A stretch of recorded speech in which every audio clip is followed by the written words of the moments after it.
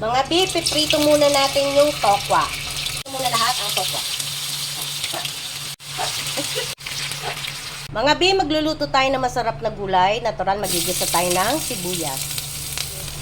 Isunod ang bawang.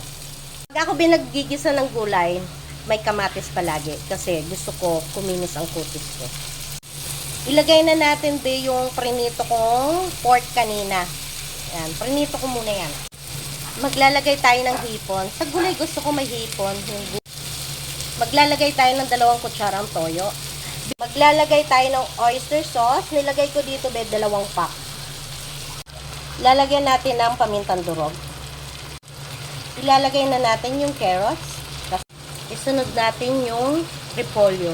Mga bi, pag nagluluto pala ako ng gulay, di ko nilalagyan ng nawasa. Tapos, lalagay na natin yung toge. Yan, konti lang nilagay ko.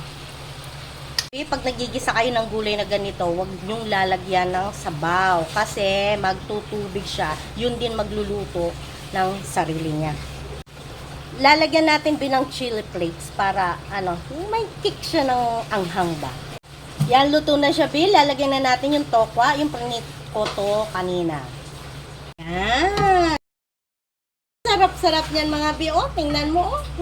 Kung nandito ka pa sa video na to, ano yung nilagay ko na pampakinis ng kutit? Yan mga bi, luto na ang gulay natin. Nako, masarap yan. Yan, kain na tayo mga bi. Thank you for watching.